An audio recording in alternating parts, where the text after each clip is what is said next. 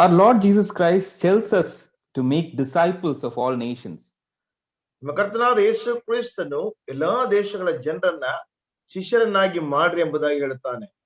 So that's the biblical basis for both evangelism and missions. ಅದು ನಿಯೋಗ ಮತ್ತು ಸುವಾರ್ಥ ಪ್ರಸರಣದ ದೇವರ ವಾಕ್ಯಕ್ಕನುಸಾರವಾದಂತಹ ಒಂದು ಅಸ್ತಿವಾರವಾಗಿದೆ. So when does this discipleship begin? ಈ ಶಿಷ್ಯತ್ವ ಎನ್ನುವಂಥದ್ದು ಯಾವಾಗ ಪ್ರಾರಂಭವಾಯಿತು? So the discipleship begins when someone receives the Lord as a savior, he repents of his sins, and how does this happen? It happens when someone shares the gospel with them. ಒಬ್ಬ ವ್ಯಕ್ತಿಯೊಟ್ಟಿಗೆ ಇನ್ನೊಬ್ಬ ವ್ಯಕ್ತಿ ಸುವಾರ್ತೆಯನ್ನು ಸಾರಿದಾಗ ಆ ಸುವಾರ್ತೆಯನ್ನು ಕೇಳಿದಂತಹ ವ್ಯಕ್ತಿ ಕರ್ತನಾದ ಯೇಸು ಕ್ರಿಸ್ತನನ್ನು ತನ್ನ ಸ್ವಂತ ರಕ್ಷಕನಾಗಿ ಒಡೆಯನಾಗಿ ಅಂಗೀಕಾರ ಮಾಡಿ ತನ್ನ ಪಾಪಗಳನ್ನು ಒಪ್ಪಿಕೊಂಡು ಅರಿಕೆ ಮಾಡಿದಂತ ಆ ಒಂದು ಸಂದರ್ಭದಲ್ಲಿಯೇ ಈ ಶಿಷ್ಯತ್ವ ಎನ್ನುವಂಥದ್ದು ಪ್ರಾರಂಭವಾಗುತ್ತದೆ. So evangelism is a joint work of both God and he uses man. ಸುವಾರ್ಥ ಪ್ರಸರಣ ಎನ್ನುವಂಥದ್ದು ಈ ಇಬ್ಬರು ಸಹ ಒಟ್ಟಾಗಿ ಕೆಲಸ ಮಾಡುವಂತಹ ಒಂದು ಸಂಗತಿಯಾಗಿದೆ. ದೇವರು ಮನುಷ್ಯನನ್ನ ಉಪಯೋಗಿಸುತ್ತಾನೆ. So we know different methods of leading someone to Christ. ಕ್ರಿಸ್ತನ ಕಡೆಗೆ ಒಬ್ಬರನ್ನು ನಡೆಸುವಂತಹ ಅನೇಕ ವಿಧಾನಗಳು ನಮಗೆ ಗೊತ್ತಿವೆ. And we have been using those methods over many years now. ಈಗ ಅನೇಕ ವರ್ಷಗಳಿಂದ ಆ ಒಂದು ವಿಧಾನಗಳನ್ನು ನಾವು ಉಪಯೋಗಿಸುತ್ತಾ ಇದ್ದೇವೆ. And God has yielded a lot of fruits, and one of the fruits are we ourselves. ಕರ್ತನು ಅನೇಕ ರೀತಿಯಲ್ಲಿ ಆ ಒಂದು ಫಲವನ್ನ ಕೊಟ್ಟಿದ್ದಾನೆ. ಆ ಒಂದು ಫಲದಲ್ಲಿ ಒಂದು ನಾವು ಸಹ ಆಗಿದ್ದೇವೆ. So how does this work happen? It happens by the dependence on the Holy Spirit and prayer, and then by sharing the gospel to someone else. ಈ ಕಾರ್ಯ ಹೇಗೆ ಪ್ರಾರಂಭವಾಗ್ತದೆ ಎಂಬುದಾಗಿ ನೋಡುವಾಗ ಪ್ರಾರ್ಥನೆ ಮತ್ತು ಪರಿಶುದ್ಧಾತ್ಮನ ಮೇಲೆ ಆತುಕೊಳ್ಳುವಿಕೆ ಮತ್ತು ಇನ್ನೊಬ್ಬರೊಟ್ಟಿಗೆ ಸುವಾರ್ತೆಯನ್ನು ಸಾರುವಂತದರ ಮುಖಾಂತರವಾಗಿ ಇದು ಪ್ರಾರಂಭವಾಗುತ್ತದೆ. So if you ask me what is evangelism, it is to make known of what Christ has did on the cross, and then tell them about the good news of his saving power that he has paid on the cross of Calvary.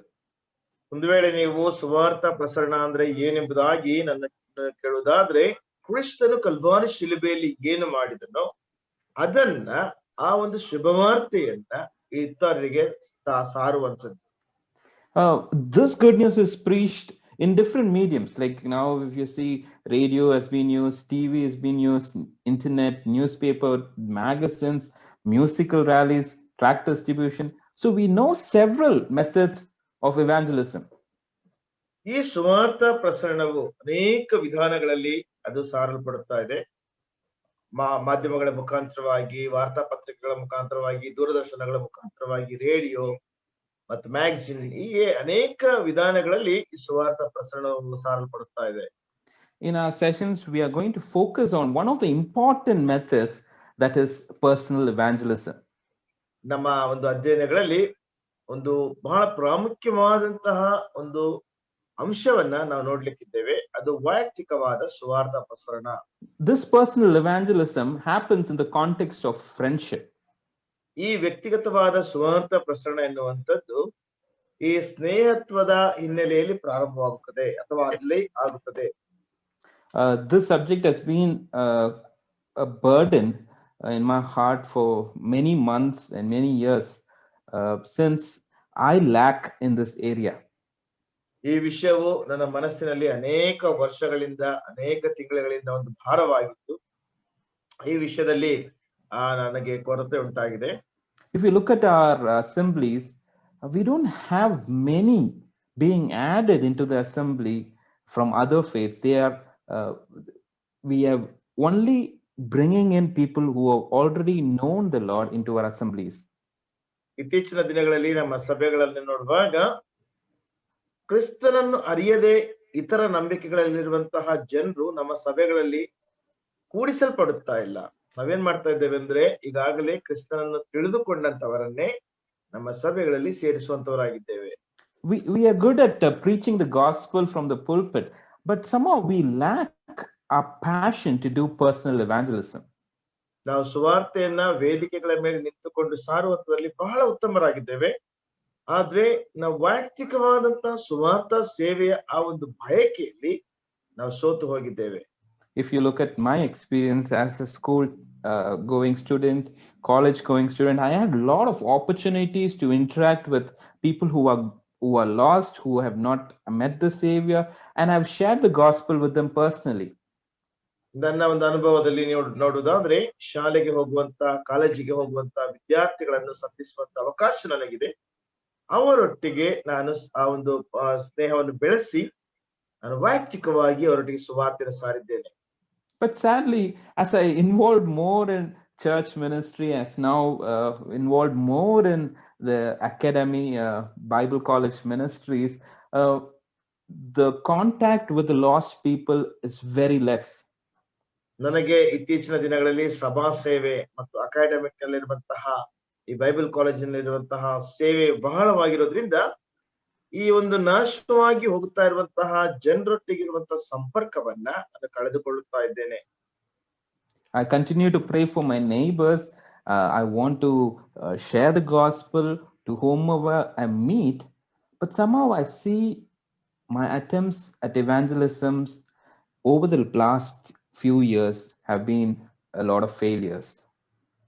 ನಮ್ಮ ನೆರೆಹೊರೆಯವರಿಗೋಸ್ಕರವಾಗಿ ನಾನು ಪ್ರಾರ್ಥಿಸ್ತೇನೆ, ಅವರ ರಕ್ಷಣೆಗೋಸ್ಕರವಾಗಿ ಪ್ರಾರ್ಥಿಸ್ತೇನೆ.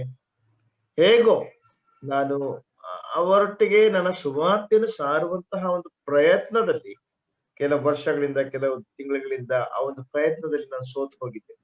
So these failures don't stop me. I still continue to look for opportunities. I keep trying to share the gospel at least with one soul a week. ನನಗೆ ಈ ಒಂದು ಸೋಲುವಿಕೆ ನನ್ನನ್ನು ತಡಿಲಿಕ್ಕೆ ಸಾಧ್ಯವಿಲ್ಲ. ಕಡೆ ಪಕ್ಷ ವಾರಕ್ಕೆ ಒಂದು ಆತ್ಮದೊಟ್ಟಿಗಾದ್ರೂ ನಾನು ಸುವಾರ್ತೆಯನ್ನು ಸಾರುವಂತಹ ಪ್ರಯತ್ನವನ್ನು ನಾನು ಮಾಡ್ತಾ ಇರ್ತೇನೆ. So today, what we are going to see is what should be our motivation in sharing Christ with others. ಕ್ರಿಸ್ತನನ್ನು ಇತರೊಟ್ಟಿಗೆ ಸಾರುವಂತದ್ರಲ್ಲಿ ನಮ್ಮ ಉದ್ದೇಶ ಏನಾಗಿರಬೇಕು ಎನ್ನುವಂತ ಅಂಶವನ್ನ ನಾವು ನೋಡೋಣ. I think we have one more session, and there we are going to see what we will be sharing as message and what the method is going to be. ನಮ್ಗೆ ಇನ್ನೊಂದು ಸೆಷನ್ ಇದೆ, ಅದರಲ್ಲಿ ಆ ಒಂದು ಸಂದೇಶದಲ್ಲಿ ಆ ಒಂದು ಸೆಷನ್ ಅಲ್ಲಿ ನಾವೇನ್ ಸಾರ್ಲಿಕ್ಕಿದ್ದೇವೆ ಮತ್ತು ಸಂದೇಶ ಏನಾಗಿರ್ಬೇಕೆಂಬುದಾಗಿ ನಾವು ನೋಡೋಣ.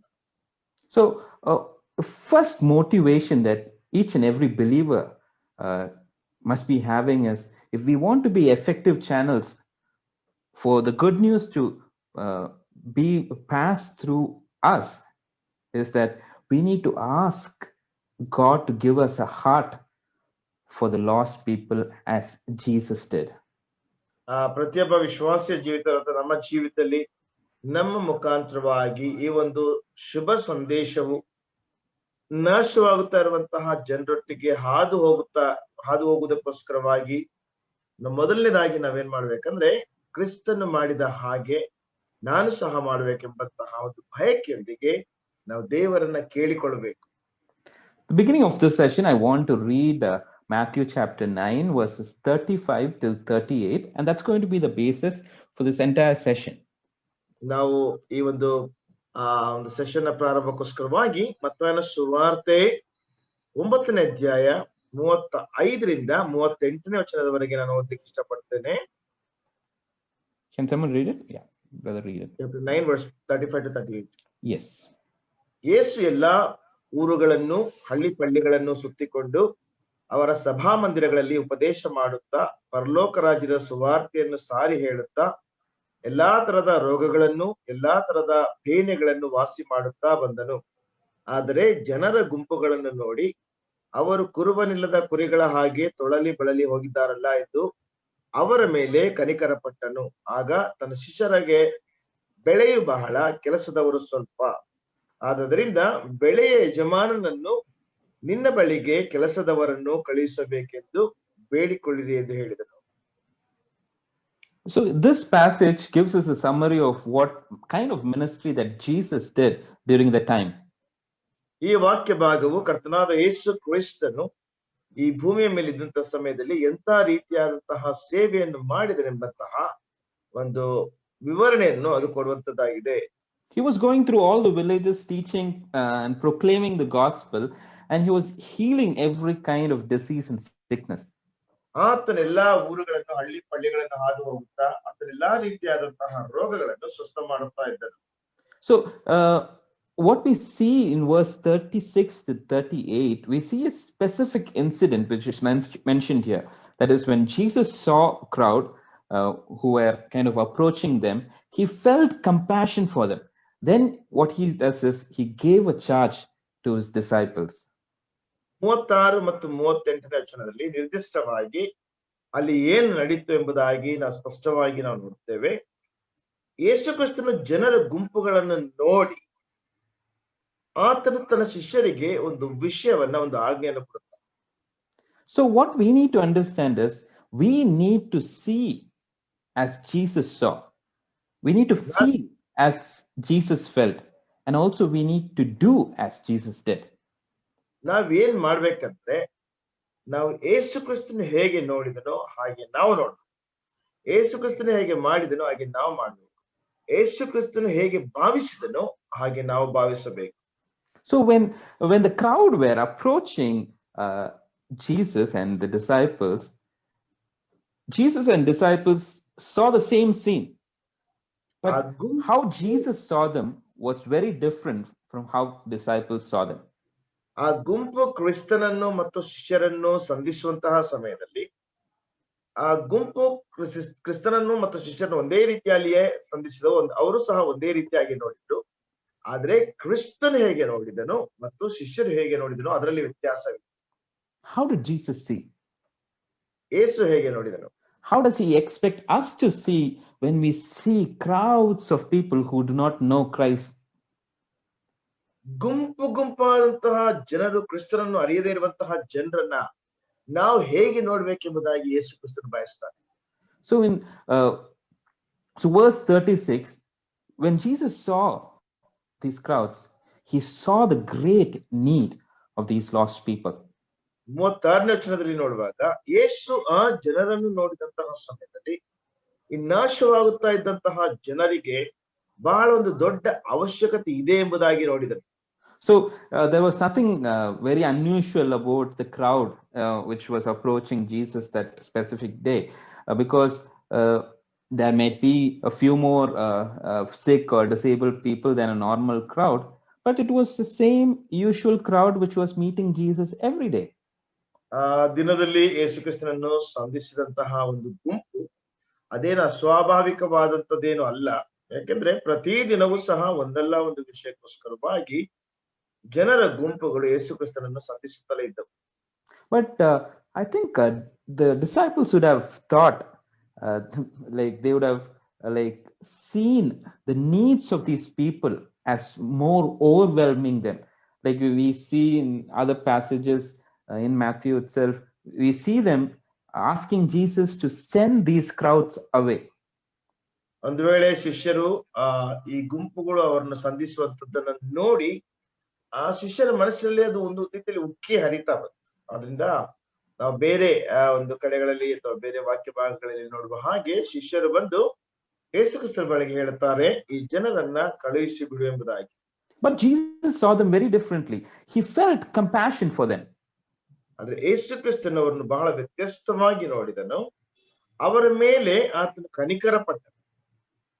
So there was a research which was done in a Bible college. Bible ಕಾಲೇಜಿನಲ್ಲಿ ಒಂದು ರೀತಿಯಾದಂತಹ ಪರಿಶೋಧನೆ ಮಾಡಲ್ಪಟ್ಟಿದೆ. So these Bible college students were going into ministry. So they were going as missionaries, they were going as pastors into different churches. ಈ Bible ಕಾಲೇಜಿನಲ್ಲಿರುವಂತಹ ವಿದ್ಯಾರ್ಥಿಗಳು ಬೇರೆ ಬೇರೆ ಸಭೆಗಳಿಗೆ ಪಾಸ್ಟರ್ಗಳಾಗಿ ಬೇರೆ ಬೇರೆ ಕಡೆಗಳಲ್ಲಿ ಸುವಾರ್ತಿಕರಾಗಿ ಅವರು ಹೋಗುತ್ತಾ ಇದ್ದರು. So what the researchers did with these 40 students were they kind of created a setup which made them to answer or made them to talk about the Good Samaritan parable. Bible ಕಾಲೇಜಿನವ್ರು ಏನ್ ಮಾಡಿದ್ರಂದ್ರೆ ಈ 40 ಜನರನ್ನ ಒಂದೊಂದು ಗುಂಪುಗಳನ್ನಾಗಿ ಮಾಡಿ ಒಳ್ಳೆ ಸಮಾರ್ಯದವನ ಸಾಮ್ಯವನ್ನ ಕುರಿತಾಗಿ ಮಾತನಾಡಬೇಕೆಂಬುದಾಗಿ ಹೇಳಿದ್ರು. So what they did was they kept these 40 students in one of the buildings, and then they asked them to go to another building and then talk about the Good Samaritan parable. Bible ಕಾಲೇಜಿನವ್ರು ಏನ್ ಮಾಡಿದ್ರಂದ್ರೆ ಈ 40 ವಿದ್ಯಾರ್ಥಿಗಳನ್ನ ಒಂದು ಕಟ್ಟಡದಲ್ಲಿ ಇಟ್ಟು ಇನ್ನೊಂದು ಕಟ್ಟಡಕ್ಕೆ ಅವರು ಹೋಗಿ ಈ ಒಳ್ಳೆ ಸಮಾರ್ಯದವನ ಕುರಿತಾಗಿ ಮಾತನಾಡಬೇಕೆಂಬುದಾಗಿ ಅವರು ಹೇಳಿದ್ರು. So what they did was, when each and every student was sent from one building to the other, they they made an actor fall down in the ground with a pain in his stomach. ಒಬ್ಬ ವಿದ್ಯಾರ್ಥಿಯನ್ನ ಮತ್ತೊಂದು ಕಟ್ಟಡಕ್ಕೆ ಕಳಿಸುವಂತ ಸಮಯದಲ್ಲಿ ಪ್ರತಿಯೊಬ್ಬರು ಸಹ ಅವರ ಹೊಟ್ಟೆಯಲ್ಲಿ ಒಂದು ರೀತಿಯಾದಂತಹ ನೋವಿರುವ ಹಾಗೆ ಅವರು ನಟನೆ ಮಾಡಿದ್ರು. So each and every student, when he passed, he would see this person who was suffering, and then he would go into the building. ಪ್ರತಿಯೊಬ್ಬ ವಿದ್ಯಾರ್ಥಿ ಸಹ ಈ ವ್ಯಕ್ತಿ ನರಳುತ್ತಾ ಇರುವಂತದನ್ನು ನೋಡಿ ಮತ್ತೊಂದು ಕಟ್ಟಡಕ್ಕೆ ಹೋಗುತ್ತಾರೆ. But what the researchers found were, the people who were getting into ministry, 75%, they overlooked the suffering man and they went and spoke about the Good Samaritan parable. Research ಮಾಡಿದಂತವರು ಏನು ಮಾಡಿದರೆ ಎಂಬುದಾಗಿ ನೋಡಿದ್ರೆ ಸುಮಾರು 70% ಅಥವಾ 70% ವಿದ್ಯಾರ್ಥಿಗಳು ಈ ನರಳುತ್ತಾ ಇರುವಂತಹ ವ್ಯಕ್ತಿಯನ್ನ ಕಡೆಗಣಿಸಿ ಮತ್ತೊಂದು ಕಟ್ಟಡಕ್ಕೆ ಹೋಗಿ ಒಳ್ಳೆ ಸಮಾರ್ಯದವನ ಕುರಿತಾಗಿ ಅವರು ಮಾತನಾಡುತ್ತಾರೆ. So your first reaction to the story would be, how could these students be so hard-hearted to ignore this hurting man? ಒಂದು ವೇಳೆ ಈ ಕಥೆಯಲ್ಲಿರುವಂತಹ ಒಂದು ಅಂಶವೇನೆಂದ್ರೆ ಈ ಒಂದು ಬಹಳ ಕಷ್ಟಪಡುತ್ತಾ ನರಳುತ್ತಾ ಇರುವಂತಹ ವ್ಯಕ್ತಿಯನ್ನ ಈ ವಿದ್ಯಾರ್ಥಿಗಳು ಕಡೆಗಣಿಸಲಿಕ್ಕೆ ಇವರಿಗೆ ಎಷ್ಟು ಕಠಿಣವಾದ ಹೃದಯ ಇದೆ. You must be wondering that, you must be saying that I would never do that. ಒಂದು ವೇಳೆ ನೀವ್ ಹೇಳ್ಬೋದು, ನಾನಾಗಿದ್ರೆ ಆತರ ಎಂದಿಗೂ ಸಹ ಮಾಡ್ತಾ ಇರ್ಲಿಲ್ಲ. But I believe those students are represented among us also. ನಾನ್ ನಂಬ್ತೇನೆ ಆ ವಿದ್ಯಾರ್ಥಿಗಳು ನಮ್ಮಂತವರನ್ನು ಸಹ ಪ್ರತಿನಿಧಿಸಿದ್ದಾರೆ. We are so preoccupied with ourselves. ನಮ್ಮ ಕುರಿತಾಗಿ ನಾವು ಬಹಳಷ್ಟರ ಮಟ್ಟಿಗೆ ನಾವು ಇರುವಂತವರಾಗಿರ್ತೇವೆ. We have so much of pressure in our own lives so that we don't see the obvious needs of people around us. ನಮಗೆ ಅನೇಕ ರೀತಿಯಾದ ಅವಶ್ಯಕತೆಗಳಿದೆ ಎಂಬುದಾಗಿ ನಾವು ತಿಳಿದುಕೊಂಡವರಾಗಿರೋದ್ರಿಂದ ನಮ್ಮ ಸುತ್ತಲಿರುವಂತ ಇತರ ಜನರ ಅವಶ್ಯಕತೆಗಳನ್ನ ನಮ್ಗೆ ನೋಡ್ಲಿಕ್ಕೆ ಸಾಧ್ಯವಾಗ್ತಾ ಇಲ್ಲ. So we don't stop and help people and share Christ with them. ಅದರಿಂದ ನಾವು ಜನರ ಬಳಿಯಲ್ಲಿ ನಿಂತುಕೊಂಡು ಅವರಿಗೆ ಸಹಾಯ ಮಾಡಿ ಕ್ರಿಸ್ತನನ್ನು ಅವರೊಟ್ಟಿಗೆ ಸಾರುತ್ತಾ ಇಲ್ಲ. We don't see the needy around as Jesus would have seen them. ಯೇಸು ಕ್ರಿಸ್ತನನ್ನು ನೋಡಿದ ಹಾಗೆ ನಮ್ಮ ಸುತ್ತಲಿರುವಂತಹ ಅವಶ್ಯಕತೆ ಇರುವಂತವರನ್ನ ನಮ್ಗೆ ನೋಡ್ಲಿಕ್ಕೆ ಸಾಧ್ಯವಾಗ್ತಾ ಇಲ್ಲ ಅಥವಾ ನೋಡ್ತಾ ಇಲ್ಲ. How did Jesus see the people? Firstly, Jesus saw the lost people as distressed people. ಯೇಸು ಕ್ರಿಸ್ತನು ಆ ಜನರನ್ನು ಹೇಗೆ ನೋಡಿದನೆಂಬುದಾಗಿ ನೋಡುವುದಾದ್ರೆ, ಮೊದಲನೇದಾಗಿ ಆ ಜನರು ಒಂದು ವೇಳೆ ಡಿಸ್ಟ್ರೆಸ್ ಅಥವಾ ಆ ಕುರುಬನಿಲ್ಲದ ಜನರಾಗಿದ್ದಾರೆ ಎಂಬುದಾಗಿ ನೋಡಿದರು. So the word distress means being troubled or being vexed with some problems. ಆ ಒಂದು ರೀತಿಯಾಗಿ ಅವರು ತಮ್ಮ ಸಂಕಟಗಳಲ್ಲಿ ಒಂದು ರೀತಿಯಂತ ಕಷ್ಟಗಳಲ್ಲಿರುವಂತಹ ಜನ. So people without Christ have a lot of problems in their lives. ಕ್ರಿಸ್ತನಿಲ್ಲದ ಜನರಿಗೆ ಅವರಲ್ಲಿ ಅನೇಕ ರೀತಿಯಾದಂತಹ ಸಮಸ್ಯೆ. So like I'll ask you a question. Have you ever observed people's faces when you are in a public space? ನಾನೊಂದು ಪ್ರಶ್ನೆಯನ್ನ ಕೇಳ್ತೇನೆ. ನೀವು ಬಹಿರಂಗವಾದಂತಹ ಸ್ಥಳದಲ್ಲಿ ಇದ್ದಂತಹ ಸಮಯದಲ್ಲಿ ನೀವೆಂದಾದ್ರೂ ಜನರ ಮುಖಗಳನ್ನು ಗಮನಿಸಿದ್ದೀರೋ? Like my kind of hobby when I go to public places is to see people's faces and their reactions. ನನ್ನ ಒಂದು ಹವ್ಯಾಸ ಏನಂದ್ರೆ ಬಹಿರಂಗವಾದಂತಹ ಸ್ಥಳಗಳಿಗೆ ಹೋದಂತ ಸಮಯದಲ್ಲಿ ನಾನು ಜನರ ಮುಖಗಳನ್ನ ಮತ್ತು ಅವರ ಒಂದು ಪ್ರತಿಕ್ರಿಯೆಯನ್ನು ನಾನು ನೋಡ್ತೇನೆ. When we look at them, We see a lot of people who are distressed, who are troubled in their hearts. They put a fake smile, but you can see the trouble in their hearts. ನಾವು ಜನರನ್ನು ನೋಡುವಂತ ಸಮಯದಲ್ಲಿ ಒಂದು ರೀತಿಯಾದಂತಹ ನಗುಮುಖವನ್ನು ತೋರಿಸಿದಾಗ್ಯೂ ಸಹ ಅವರ ಮನಸ್ಸಿನಲ್ಲಿ ಬಹಳವಾದಂತಹ ಒಂದು ಹೋರಾಟವನ್ನು ನಾವು ನೋಡ್ತೀವಿ. The other aspect that we see is Jesus saw the lost people as dispirited or downcast. ಮತ್ತೊಂದು ವಿಷಯದಲ್ಲಿ ನಾವು ನೋಡುವಾಗ ಯೇಸು ಕ್ರಿಸ್ತನು ಆ ಜನರ ಗುಂಪುಗಳನ್ನ ಒಂದು ವೇಳೆ ಕೀಳುಮಟ್ಟದ ತುಳಿಯಲ್ಪಟ್ಟಂತಹವರನ್ನಾಗಿ ಆತನು ನೋಡಿ. So they were utterly helpless. They are in a kind of a forsaken condition without Christ. They are lost in sin without a savior. ಅವರು ಸಂಪೂರ್ಣವಾಗಿ ಕೈ ಬಿಡಲ್ಪಟ್ಟಂತವರು, ತೊರೆಯಲ್ಪಟ್ಟವರು, ಕ್ರಿಸ್ತನಿಲ್ಲದೆ ಅವರು ಕುಗ್ಗಿ ಹೋದವರ ಹಾಗೆ ಆತನು ಅವರನ್ನು ನೋಡಿದರು. So I just want to show you a picture of a sheep which is turned over the backs and not able to get up. ಇಲ್ಲಿ ಒಂದು ಚಿತ್ರವನ್ನು ನಾನು ತೋರಿಸ್ತೇನೆ. ಒಂದು ಕುರಿ ಅದು ಬಿದ್ದು ಹೋಗಿದೆ, ಅದಕ್ಕೆ ಏಳಲಿಕ್ಕೆ ಸಾಧ್ಯವಾಗ್ತಾ ಇಲ್ಲ. So this kind of a sheep is called a cast down sheep. ಈ ರೀತಿಯಾದಂತಹ ಒಂದು ಕುರಿ ಬಿಡಲ್ಪಟ್ಟದ್ದು, ತೊರೆಯಲ್ಪಟ್ಟಂತ ಕುರಿ ಎಂಬುದಾಗಿ ನಾವು ಕರಿತೇವೆ. So once this sheep puts the legs in the air, they will never be able to get back on their feet without a help of a shepherd. ಒಂದು ಸಾರಿ ಆ ಕುರಿ ತನ್ನ ಕಾಲುಗಳನ್ನ ಈ ರೀತಿಯಲ್ಲಿ ಗಾಳಿಯಲ್ಲಿ ಹಾಕಿ ಮಲಗಿದ್ರೆ ಕುರುಬನಿಲ್ಲದೆ ಅಥವಾ ಇನ್ನೊಬ್ಬರ ಸಹಾಯವಿಲ್ಲದೆ ಆ ಕುರಿ ಎಂದಿಗೂ ಸಹ ಮೇಲೆ ಕೇಳಲಿಕ್ಕೆ ಸಾಧ್ಯವೇ ಇಲ್ಲ. If they are left in this condition, like this helpless and helpless condition, what will happen is they will become vulnerable to the enemies and they will die maybe few hours or days. ಒಂದು ವೇಳೆ ಈ ರೀತಿಯಾಗಿ ಅದು ಹಾಗೆಯೇ ಬಿಡಲ್ಪಟ್ರೆ ಅದು ಶತ್ರುವಿಗೆ ಆಹಾರವಾಗ್ತದೆ ಅಥವಾ ಕೆಲವು ಗಂಟೆಗಳು ಕೆಲವು ದಿನಗಳ ನಂತರ ಅದು ಸತ್ತು ಹೋಗ್ತದೆ. I want you to imagine the lost sinners like this sheep. ಈ ರೀತಿಯಾಗಿರುವಂತ ಕುರಿಯೋಪಾದಿಯಲ್ಲಿ ನೀವು ನಷ್ಟಪಟ್ಟಂತ ಅಥವಾ ಕಳೆದು ಹೋದಂತ ಪಾಪಿಗಳ ಕುರಿತಾಗಿ ಊಹಿಸಿಕೊಳ್ಬೇಕೆಂಬುದಾಗಿ ನಾನು ಆಶಿಸ್ತೇನೆ. This is the picture of the sinner who is apart from the good shepherd, the Lord Jesus Christ. ಕರ್ತನಾದ ಯೇಸು ಕ್ರಿಸ್ತನೆಂಬಂತ ಒಳ್ಳೆ ಕುರುಬನ ದೂರ ಹೋಗಿರುವಂತ ಒಬ್ಬ ಪಾಪಿಯ ಪರಿಸ್ಥಿತಿ ಇದಾಗಿದೆ. If you look at people, lost people, they may look calm and they might look comfortable from outside. ಒಂದು ವೇಳೆ ಈ ರೀತಿಯಾಗಿ ನಾಶದಲ್ಲಿ ಅಥವಾ ನಾಶದ ಮಾರ್ಗದಲ್ಲಿರುವಂತಹ ಜನರನ್ನು ನೀವು ನೋಡುವುದಾದ್ರೆ ಹೊರಗಿನಿಂದ ಅವರು ಬಹಳ ಸಮೃದ್ಧಿಯಾಗಿ ಬಹಳ ಆರಾಮವಾಗಿ ಕಂಡು ಬರಬಹುದು. They might be also successful when you look at in the worldly terms. ನೀವು ಲೌಕಿಕವಾದ ರೀತಿಯಲ್ಲಿ ನೋಡುವಾಗ ಅವರು ಬಹಳ ಸಾಫಲ್ಯರಾಗಿ ಸಹ ಕಂಡು ಬರಬಹುದು. But Jesus sees their heart before God. ಆದರೆ ಯೇಸು ಕ್ರಿಸ್ತನು ಅವರ ಹೃದಯಗಳನ್ನು ನೋಡುವಂತವನಾಗಿದ್ದಾನೆ.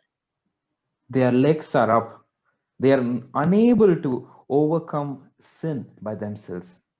ಅವರು ತಮ್ಮ ಕಾಲುಗಳು ಮೇಲಕ್ಕಿವೆ.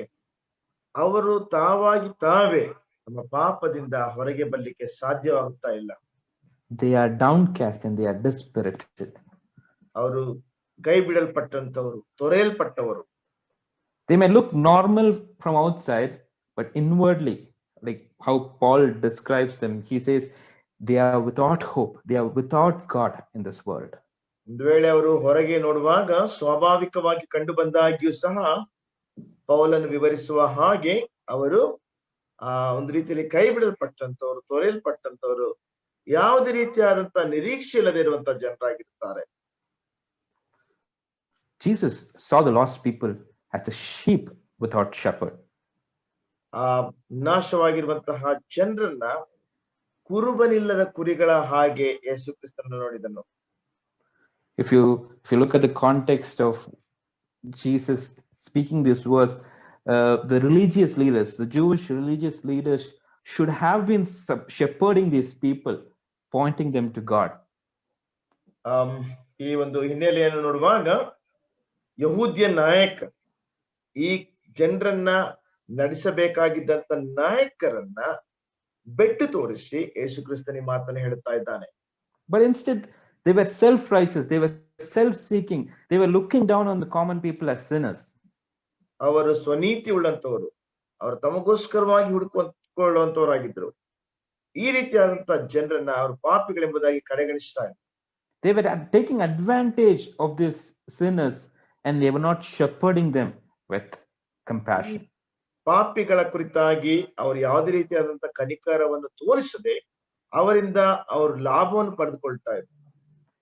They saw them as a botheration to them rather than a people who need the love of God. ಈ ರೀತಿಯಾದಂತಹ ಜನರನ್ನ ಒಂದು ವೇಳೆ ಬೇಸರವಾಗಿ ನೋಡ್ತಾ ಇದ್ರೆ ಹೊರತು ಇವರಿಗೆ ದೇವರ ಅವಶ್ಯಕತೆ ಇದೆ ಎಂಬುದಾಗಿ ಅವರನ್ನು ಇಂದಿಗೂ ಸಹ ಪರಿಗಣಿಸ್ತಾ ಇರಲಿಲ್ಲ. But Jesus viewed them as sheep needing a shepherd. ಆದ್ರೆ ಯೇಸು ಕ್ರಿಸ್ತನಾದರೂ ಅವರಿಗೆ ಒಬ್ಬ ಕುರುಬನ ಅವಶ್ಯಕತೆ ಇದೆ ಎಂಬಂತಹ ರೀತಿಯಲ್ಲಿ ಒಂದು ಕುರಿಗಳೋಪಾದಿಯಲ್ಲಿ ಅವರನ್ನು ನೋಡಿದನು. How do you see people around you? ನಿಮ್ಮ ಸುತ್ತಲಿರುವಂತಹ ಜನರನ್ನ ನೀವು ಹೇಗೆ ನೋಡ್ತೀರಿ? There are people in so much need. ಬಹಳ ಅವಶ್ಯಕತೆ ಇರುವಂತಹ ಜನರಿದ್ದಾರೆ. What do you do for them? ಅವರಿಗೋಸ್ಕರವಾಗಿ ನೀವೇನ್ ಮಾಡ್ತೀರಾ? I heard a story about a young father who shot himself by suicide. ನಾನು ಒಂದು ಕಥೆಯನ್ನು ಕೇಳಿದ್ದೇನೆ. ಒಬ್ಬ ಯವನಸ್ಥ ತಂದೆ ತಾನಷ್ಟಕ್ಕೆ ತಾನೇ ಶೂಟ್ ಮಾಡಿಕೊಂಡು ಆತ್ಮಹತ್ಯೆ ಮಾಡಿಕೊಂಡನು. Minutes before he committed suicide, he called a journalist, a reporter, a TV reporter, and he told them that he has sent a kind of an envelope to the TV station regarding a story. ಅವನು ಆತ್ಮಹತ್ಯೆ ಮಾಡಿಕೊಳ್ಳೋದಕ್ಕಿಂತ ಕೆಲವು ನಿಮಿಷಗಳಿಗಿಂತ ಮುಂಚಿತವಾಗಿ ಅವನು ಪತ್ರಿಕೋದ್ಯಮದವರೊಟ್ಟಿಗೆ ಮಾತನಾಡಿ ನಾನು ಒಂದು envelope ಅನ್ನ ಆ ಟಿವಿ ಮಾಧ್ಯಮಕ್ಕೆ ಕಳಿಸಿದ್ದೇನೆ ಎಂಬುದಾಗಿ ಹೇಳ್ತಾನೆ. So before the reporter was able to trace the call and tell it to the police, he committed suicide. ಆ ವರದಿಗಾರನು ಆ ಒಂದು ಕರೆಯನ್ನ ಟ್ರೇಸ್ ಮಾಡಿ ಪೊಲೀಸ್ನವರಿಗೆ ತಿಳಿಸೋದಕ್ಕಿಂತ ಮುಂಚಿತವಾಗಿಯೇ ಅವನು ಆತ್ಮಹತ್ಯೆ ಮಾಡಿಕೊಳ್ತಾನೆ. And finally this reporter got the envelope. ಕೊನೆಯದಾಗಿ ಈ ವರದಿಗಾರನಿಗೆ ಆ ಒಂದು ಎನ್ವೆಲಪ್ ಸಿಗ್ತದೆ. This envelope carried a child's crayon diagram, crayon painting or crayon picture. ಆ ಎನ್ವೆಲಪ್ ಅಲ್ಲಿ ಒಂದು ಮಗುವಿನ ಒಂದು crayon Chitra ಅದರಲ್ಲಿತ್ತು. So this crayon drawing was drawn by his daughter who died a few months back. ಆ ಒಂದು crayon ನಲ್ಲಿ ಬರೆದಂತಹ ಒಂದು ಚಿತ್ರವು ಅವನ ಮಗುವಿನ ಚಿತ್ರವಾಗಿತ್ತು. ಆ ಮಗು ಕೆಲ ತಿಂಗಳುಗಳ ಹಿಂದೆ ತೀರಿ ಹೋಗಿದ್ದಳು ಅಥವಾ ಸತ್ತು ಹೋಗಿದ್ದಳು. So this young father was so much grief stricken that he was not able to overcome the death of his daughter. ಈ ಯವನ ತಂದೆಯು ಬಹಳ ದುಃಖಿತನಾಗಿ ಆ ಮಗಳ ಸಾವಿನ ದುಃಖದಿಂದ ಹೊರಗೆ ಬರ್ಲಿಕ್ಕೆ ಅವನಿಗೆ ಸಾಧ್ಯವಾಗುವುದೇ ಇಲ್ಲ. 3 years back, before this daughter, like the mother died, his wife died, and he was raising this daughter alone. ಕೆಲವು ವರ್ಷಗಳ ಹಿಂದೆ ಆ ಮಗುವಿನ ತಾಯಿ ತೀರಿ ಹೋಗ್ತಾಳೆ. ನಂತರ ಈ ವ್ಯಕ್ತಿಯೇ ಆ ಮಗುವನ್ನು ಬೆಳೆಸ್ತಾ ಇರ್ತಾನೆ. He didn't have anyone in this world. When his daughter and wife passed away, he also wanted to commit suicide because he felt so alone. ಅವನ ಹೆಂಡತಿ ತೀರಿ ಹೋದ ಮೇಲೆ ಅವನು ಕೂಡ ಆತ್ಮಹತ್ಯೆ ಮಾಡಿಕೊಳ್ಳಬೇಕೆಂಬುದಾಗಿ ಬಯಸಿದನು. ಯಾಕೆಂದ್ರೆ ಅವನು ಒಬ್ಬಂಟಿಗನಾಗಿ ಅವನು ಬಯಸಿದ. When you hear this heartbreaking story, we were all respond saying, if I would have been there, I would have shown love to this lonely man. ಒಂದು ವೇಳೆ ನಾವೆಲ್ಲರೂ ಕೂಡ ಈ ರೀತಿಯಾಗಿ ಅಂದ್ಕೊಳ್ತಾ ಇರ್ಬೋದು, ನಾನು ಅಲ್ಲಿದ್ದಿದ್ರೆ ನಾನು ಈ ಒಬ್ಬಂಟಿಗನ ಅಥವಾ ಏಕಾಂತನಾದಂತ ಈ ಮನುಷ್ಯನಿಗೆ ಪ್ರೀತಿ ತೋರಿಸ್ತಾ ಇದ್ದೆ. If we could have like showed love at the right time, we could have saved him. ಒಂದು ವೇಳೆ ಸರಿಯಾದಂತಹ ಸಮಯದಲ್ಲಿ ಅವನನ್ನು ಪ್ರೀತಿಸಿದ್ರೆ ಅವನನ್ನು ರಕ್ಷಿಸಬಹುದಾಗಿತ್ತು.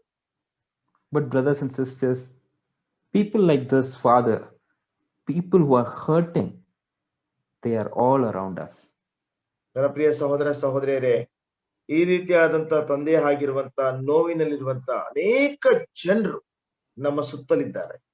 They don't put a sign saying, I need love and show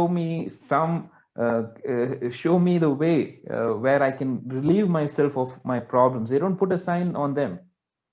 ಅವರು ನಮ್ಮ ಮೇಲೆ ಅಥವಾ ನಮಗೆ ಪ್ರೀತಿಯ ಅವಶ್ಯಕತೆ ಇದೆ, ದಯಮಾಡಿ ಯಾರಾದ್ರೂ ಆ ಪ್ರೀತಿ ಎಲ್ಲಿ ಸಿಗ್ತದೆ ಎಂಬುದಾಗಿ ತೋರಿಸೆಂಬುದಾಗಿರುವಂತಹ ಒಂದು ಸೂಚನಾ ಫಲಕವನ್ನು ಹಾಕಿಕೊಂಡಿರೋದಿಲ್ಲ. But do we see them in need? Do we see as Jesus saw? ಆದ್ರೆ ಅವರ ಅವಶ್ಯಕತೆಯಲ್ಲಿ ಇದ್ದಾರೆ ಎಂಬುದಾಗಿ ನಾವು ನೋಡ್ತೇವಾ? ಯೇಸು ಕ್ರಿಸ್ತನವರನ್ನು ನೋಡಿದ ಹಾಗೆ ನಾವು ನೋಡ್ತಾ ಇದ್ದೇವಾ? So Jesus saw these people as distressed, dispirited, and a sheep without shepherd. ಯೇಸು ಕ್ರಿಸ್ತನ ಈ ಜನರನ್ನ ಹತಾಶರಾಗಿ, ಗುರುಬಲಿಲ್ಲದ ಕುರಿಗಳಾಗಿ, ನಿರಾಶ್ರಿತರಾಗಿ ಅವನು.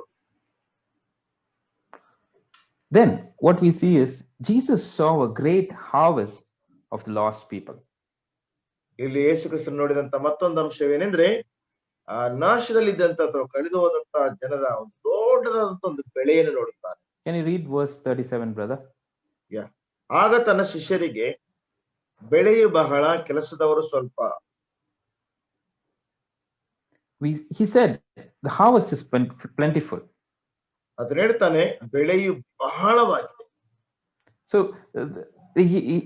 this is an important concept that Jesus wanted his disciples to understand. ಈ ಒಂದು ಪ್ರಾಮುಖ್ಯವಾದಂತ ಪರಿಕಲ್ಪನೆಯನ್ನ ಶಿಷ್ಯರು ಅರ್ಥ ಮಾಡಿಕೊಳ್ಳಬೇಕೆಂಬುದಾಗಿ ಆತನು ಬಯಸಿದನು. Yeah. So in another passage we see Jesus interacting with the Samaritan woman by the well. ಮತ್ತೊಂದು ವಾಕ್ಯ ಭಾಗದಲ್ಲಿ ಯೇಸು ಕ್ರಿಸ್ತನು ಸಮಾರ್ಯ ಸ್ತ್ರೀಯೊಟ್ಟಿಗೆ ಸಂಭಾಷಣೆ ನಡೆಸುತ್ತಾ ಇದ್ದಾನೆ. Can you read John 4:35, brother? John 4:35. ಯೋಹಾನ್ ಸುವಾರ್ತೆ 4ನೇ ಅಧ್ಯಾಯ 34ನೇ ವಚನದಲ್ಲಿ ನಾವು ನೋಡ್ತೇವೆ, 35ನೇ ವಚನದಲ್ಲಿ ನಾವು ನೋಡ್ತೇವೆ. ಯೋಹಾನ್ ಸುವಾರ್ತೆ 4ನೇ ಅಧ್ಯಾಯ ವರ್ಸ್ 35. 4ನೇ ಅಧ್ಯಾಯ 35ನೇ ವಚನ. ಇನ್ನು 4 ತಿಂಗಳಿಗೆ ಸುಗ್ಗಿ ಬರುವುದೆಂದು ನೀವು ಹೇಳುವುದುಂಟಷ್ಟೇ. ನಿಮ್ಮ ಕಣ್ಣೆತ್ತಿ ಹೊಲಗಳನ್ನು ನೋಡಿರಿ, ಅವು ಬೆಳ್ಳಗಾಗಿ ಕೊಯ್ಲಿಗೆ ಬಂದವೆಂದು ನಿಮಗೆ ಹೇಳುತ್ತೇನೆ. He says, lift up your eyes and look on the fields that they are white for harvest. ಅದನ್ನ ಹೇಳ್ತಾ ಇರುವಂತ ಮಾತೇನೆಂದ್ರೆ, ನಿಮ್ಮ ಕಣ್ಣೆತ್ತಿ ಹೊಲಗಳನ್ನು ನೋಡಿರಿ, ಅವು ಸುಗ್ಗಿ ಬಿಗೆ ಬರುವುದೆಂದು ನೀವು ಹೇಳುವುದುಂಟಲ್ಲ. So in Luke, he repeated again when he sent out the 70 for ministry. ಲೂಕನ ಸುವಾರ್ತೆಯಲ್ಲಿ ಆತನು 70 ಜನರನ್ನ ಸೇವೆಗೆ ಕಳಿಸಿದಾಗ ಪುನಃ ಅದೇ ವಿಷಯವನ್ನೇ ಪುನರಾವರ್ತಿಸುತ್ತಾನೆ. So to Paul also, God repeats these words. He's like when he was fearful to go preaching in Corinth. He says, "For I have many people in the city. You go and preach the gospel. There is a harvest which is waiting for you." ಪೌಲನು ಕೊರಿಂಥಕ್ಕೆ ಹೋಗಿ ಸಾರುವುದಕ್ಕೆ ಅಂಜಿದಾಗ ಪೌಲನಿಗೂ ಸಾತನು ಹೇಳುವಂತ ಮಾತೇನೆಂದ್ರೆ, ನೀನು ಧೈರ್ಯವಾಗಿ ಹೋಗಿ ಅಲ್ಲಿ ಸಾರು, ಅಲ್ಲಿ ಬಹಳ ಬೆಳೆ ಇದೆ, ಬಹಳ ಜನರು ಅಲ್ಲಿ ನನಗೋಸ್ಕರವಾಗಿದ್ದಾರೆ. We should all remember this harvest is not dependent on our techniques. ನಾವು ಯಾವಾಗಲೂ ಸಹ ನೆನಪಿಟ್ಕೊಳ್ಬೇಕಾದಂತ ಅಂಶವೇನೆಂದ್ರೆ, ಈ ಬೆಳೆ ಎನ್ನುವಂಥದ್ದು ನಮ್ಮ ಒಂದು ತಂತ್ರಜ್ಞಾನದ ಮೇಲೆ ಆಧಾರವಾಗಿಲ್ಲ. The harvest is always dependent on God's sovereign purposes. ಈ ಬೆಳೆ ಎನ್ನುವಂಥದ್ದು ಯಾವಾಗಲೂ ಸಹ ದೇವರ ಸಾರ್ವಭೌಮ ಉದ್ದೇಶದ ಮೇಲೆ ಆಧಾರವಾಗಿರುತ್ತದೆ. He has planned a harvest, so he is calling us to be involved as a reaper. ಆತನು ಈ ಒಂದು ಬೆಳೆಯನ್ನು ಹೇಳುವಂತ ಸಮಯದಲ್ಲಿ ನಮ್ಮನ್ನು ಅಲ್ಲಿ ಕೊಯ್ಲುಗಾರನಾಗಿ ಒಳಗೊಳ್ಳಬೇಕೆಂಬುದಾಗಿ ಕರೆಯುತ್ತಾ ಇದ್ದಾನೆ. Many times we kind of shy away being reapers, thinking that, oh, I don't want to share gospel to him because he would not want to hear about Jesus Christ. ಒಂದು ಕೆಲವು ಸಾರಿ ನಾವು ಕೊಯ್ಲುಗಾರರಾಗ್ಲಿಕ್ಕೆ ಬಹಳ ನಾಚಿಕೊಳ್ತೇವೆ. ಒಂದ್ ವೇಳೆ ನಾನು ಆತನಿಗೆ ಅವನೊಟ್ಟಿಗೆ ಸುವಾರ್ತೆಯನ್ನು ಸಾರುವಂತದ್ದು ಬೇಡ, ಯಾಕಂದ್ರೆ ಒಂದ್ ವೇಳೆ ಅವನು ಕೇಳದೆ ಇರಬಹುದು, ಅವನು ತಿರಸ್ಕಾರ ಮಾಡಬಹುದೆಂಬಂತ ಭಾವನೆಯಿಂದ we think that, okay, they will be offended if I talk about spiritual things. So how do you know that? ಒಂದ್ ವೇಳೆ ನಾನು ಆತ್ಮಿಕ ವಿಷಯಗಳ ಕುರಿತಾಗಿ ಮಾತನಾಡಿದ್ರೆ ಅವರಿಗೆ ಬೇಸರವಾಗ್ಬೋದು. ಹೌದು, ಅದು ಹೇಗೆ ಗೊತ್ತಾಗ್ತದೆ ನಿಮ್ಗೆ? Jesus said the harvest is plentiful. Yesu Krista ಹೇಳ್ತಾ ಇದ್ದಾನೆ, ಬೆಳೆಯು ಬಹಳ ಇದೆ. It is God's job to open the hearts of the people to the gospel. ಸುವಾರ್ತೆಗೋಸ್ಕರವಾಗಿ ಜನರ ಹೃದಯಗಳನ್ನು ತೆರೆಯುವಂತದ್ದು ಅದು ದೇವರ ಕೆಲಸವಾಗಿದೆ. What is our job? It is our job to go into the harvest field, and then we need to seek a crop to reap. ನಮ್ಮ ಜವಾಬ್ದಾರಿ ಅಥವಾ ನಮ್ಮ ಕೆಲಸ ಏನಂದ್ರೆ ಬೆಳೆಗೆ ಹೋಗಿ ಅಥವಾ ಬೆಳೆಯೊಳಗೆ ಹೋಗಿ ಆ ಬೆಳೆಯನ್ನ ಹುಡುಕಿ ಕುಯ್ಯುವಂತದ್ದಾಗಿದೆ. He saw a great harvest of the lost people. ಆತನು ನಾಶವಾಗಿ ಹೋದಂತ ಬಹಳ ದೊಡ್ಡದಾದಂತಹ ಒಂದು ಬೆಳೆಯನ್ನು ನೋಡುತ್ತಾನೆ. But if you see in verse 37, the second part, he says, the workers are few. ನಾವು ನೋಡುವಂತ ಸಮಯದಲ್ಲಿ ಆ ಒಂದು ಎರಡನೇ ಭಾಗದಲ್ಲಿ ನಾವು ನೋಡುವಾಗ 37ನೇ ವಚನದ ಎರಡನೇ ಭಾಗದಲ್ಲಿ ನೋಡುವಾಗ ಕೆಲಸದವರು ಬಹಳ ಕಡಿಮೆ ಆಗಿದ್ದಾರೆ ಅಥವಾ ಕಡಿಮೆ ಆಗಿದ್ದಾರೆ. Jesus, now you see, from the sheep metaphor, he is now changing the metaphor to the harvest. ಇಲ್ಲಿ ಯೇಸು ಕ್ರಿಸ್ತನು ಆ ಕುರಿಯ ಒಂದು ರೂಪಕಲಂಕರದಿಂದ ಬೆಳೆಗೆ ಆತನು ಬರುತ್ತಾನೆ. Why did he do that? If you see, these two metaphors shows the two sides of the same matter. ಯಾಕೆ ಅದನ್ನ ಹಾಗೆ ಮಾಡ್ತಾನೆ ಎಂಬುದಾಗಿ ನಾವು ನೋಡುವಾಗ ಈ ಎರಡು ರೂಪಕಾಲಂಕಾರಗಳನ್ನು ನೋಡುವಾಗ ಎರಡು ಸಹ ಒಂದೇ ರೀತಿಯಾಗಿ ಕಂಡು ಬರುತ್ತದೆ.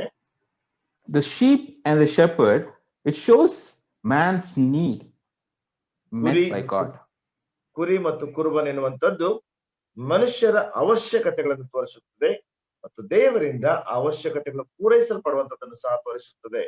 So what does the good shepherd do? He seeks out to the lost sheep and then he ministers to them. ಒಳ್ಳೆ ಕುರುಬನ್ ಏನ್ ಮಾಡ್ತಾನಂದ್ರೆ ಆತನು ಆ ಒಂದು ಕಳೆದು ಹೋದಂತ ಕುರಿಯನ್ನ ಹುಡುಕಿ ಅದಕ್ಕೆ ಸೇವೆ ಮಾಡ್ತಾನೆ. The harvest and the workers show God's need met by man. ಆ ಬೆಳೆ ಮತ್ತು ಕೆಲಸಗಾರ ಅದೇನ್ ತೋರಿಸುತ್ತದಂದ್ರೆ ಆ ಒಂದು ದೇವರ ಅವಶ್ಯಕತೆಗಳನ್ನ ಜನರು ಪೂರೈಸುವಂತದನ್ನ ತೋರಿಸುತ್ತದೆ. God uses saved people to save others. ದೇವರು ರಕ್ಷಿಸಲ್ಪಟ್ಟಂತ ಜನರನ್ನು ಇತರರನ್ನು ರಕ್ಷಿಸುವುದಕ್ಕೋಸ್ಕರವಾಗಿ ಉಪಯೋಗಿಸುತ್ತಾನೆ. So what was Jesus' viewpoint? His viewpoint was a farmer who has a great crop for harvest. ಯೇಸು ಕ್ರಿಸ್ತನ ದೃಷ್ಟಿಕೋನದಲ್ಲಿ ಏನಾಗಿತ್ತಂದ್ರೆ ಒಬ್ಬ ರೈತನಿಗೆ ಬಹಳವಾದಂತಹ ಒಂದು ಬೆಳೆಯುಂಟಾಯಿತು. But he doesn't have enough reapers to reap the harvest. ಅಂದ್ರೆ ಅವನಿಗೆ ಕೊಯ್ಯುವಂತ ಕೊಯ್ಲುಗಾರರು ಸಾಕಷ್ಟಿಲ್ಲ. It's an interesting picture, right? A harvest is there, but he doesn't have people to reap the harvest. ಇದು ಬಹಳ ಆಸಕ್ತಿದಾಯಕವಾಗಿದೆ. ಅಲ್ಲಿ ಬೆಳೆ ಇದೆ, ಆದ್ರೆ ಆ ಬೆಳೆಯನ್ನು ಕೊಯ್ಯುವುದಕ್ಕೋಸ್ಕರವಾಗಿ ಸಾಕಷ್ಟು ಜನರಿಲ್ಲ. On one hand, if we look at this picture, we should be assured that Lord will accomplish his purpose of saving people unto himself. ಒಂದು ವಿಷಯದಲ್ಲಿ ನಾವು ಅರ್ಥ ಮಾಡಿಕೊಳ್ಳಬೇಕು ಅಂತ ಭರವಸೆ ಉಳ್ಳವರಾಗಿರ್ಬೇಕು. ಕರ್ತನು ತಾನೇ ಜನರನ್ನು ತನಗೋಸ್ಕರವಾಗಿ ರಕ್ಷಿಸುವಂತಹ ಕೆಲಸವನ್ನ ಆತನು ನೆರವೇರಿಸ್ತಾನೆ. He would save the people that he has chosen. ಆತನು ಅವರಿಗೆ ಇನ್ನು ರಕ್ಷಿಸಿ ಅವರಿಗೆ ತೋರಿಸ್ತಾನೆ. At the same time, he has chosen to save the lost people through whom he has already saved. ಮತ್ತೊಂದು ಮಾತಿನಲ್ಲಿ ಹೇಳಬೇಕಾದ್ರೆ ಆತನು ಈಗಾಗಲೇ ಯಾರನ್ನು ರಕ್ಷಿಸಿದ್ದಾನೋ ಅವರ ಮುಖಾಂತರವಾಗಿ ರಕ್ಷಿಸಲ್ಪಡಬೇಕಾದಂತಹ ಜನರನ್ನು ರಕ್ಷಿಸುತ್ತಾನೆ. He could have used angels. He could have probably they are kind of more competent than we are.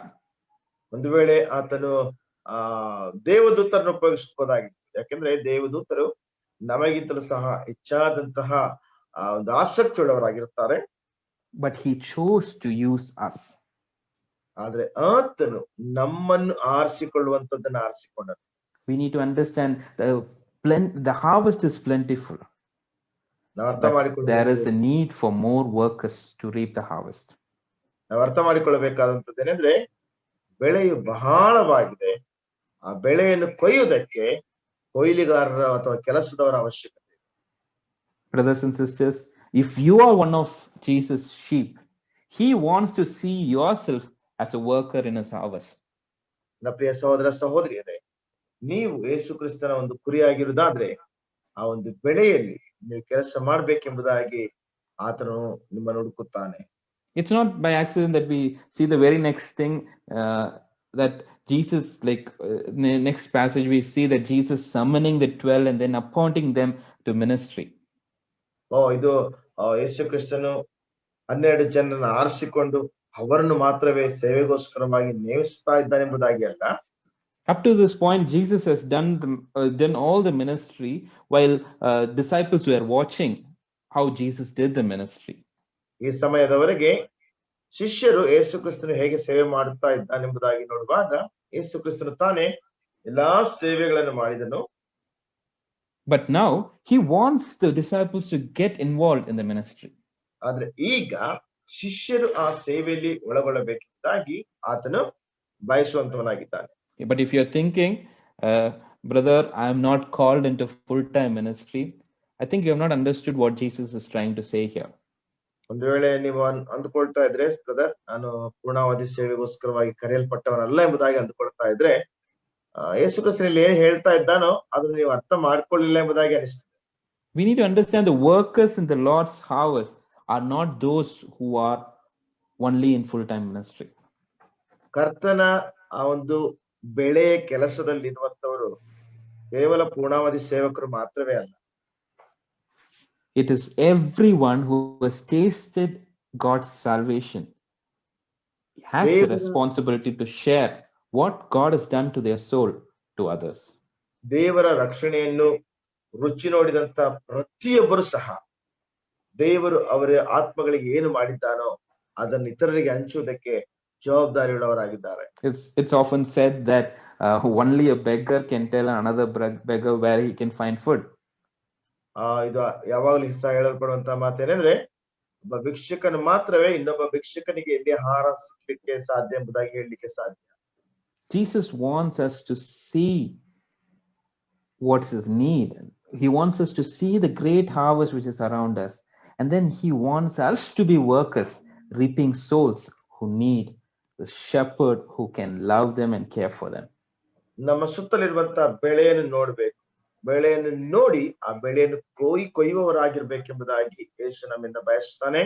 ಮತ್ತು ಹಾಗೆಯೇ ಆ ಒಂದು ಕುರಿಗಳ ಬಳಿಗೆ ಹೋಗಿ ಎಲ್ಲಿ ಕುರುಬನಿದ್ದಾನೆ ಎಂಬುದಾಗಿ ತೋರಿಸಬೇಕೆಂಬುದಾಗಿ ಯೇಸು ಕ್ರಿಸ್ತನು ನಮ್ಮಿಂದ ಬಯಸುವಂತವನಾಗಿದ್ದಾನೆ.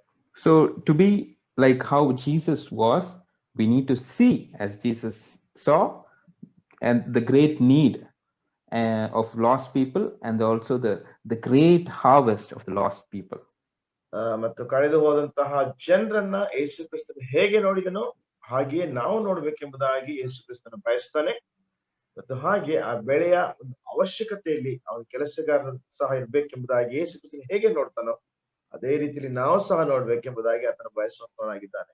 We also need to know the great need for more workers in the harvest for the lost people. ಹಾಗೆಯೇ ಆ ಒಂದು ಕರ್ತನ ಸೇವೆಗೋಸ್ಕರವಾಗಿ, ಕರ್ತನ ಜನರಾಗಿ, ಆ ಬೆಳೆಯ ಕೆಲಸಕ್ಕೋಸ್ಕರವಾಗಿ ಹೆಚ್ಚಾದಂತಹ ಜನರ ಅವಶ್ಯಕತೆಯನ್ನು ಸಹ ನಾವು ನೋಡ್ಬೇಕೆಂಬುದಾಗಿ ಕರ್ತನು ಬಯಸುವಂತವನಾಗಿದ್ದಾನೆ. The second point I want to move forward is we need to feel as Jesus felt. ಎರಡನೇ ಅಂಶ ನಾವು ಮುಂದಕ್ಕೆ ಹೋಗ್ಬೇಕು. ಯೇಸು ಕ್ರಿಸ್ತನು ಹೇಗೆ ಭಾವಿಸಿದನೋ ಅದೇ ರೀತಿಯಾಗಿ ನಾವು ಸಹ ಭಾವಿಸಬೇಕು. Like if you look at verse 36, he's seeing the people, he felt compassion for them.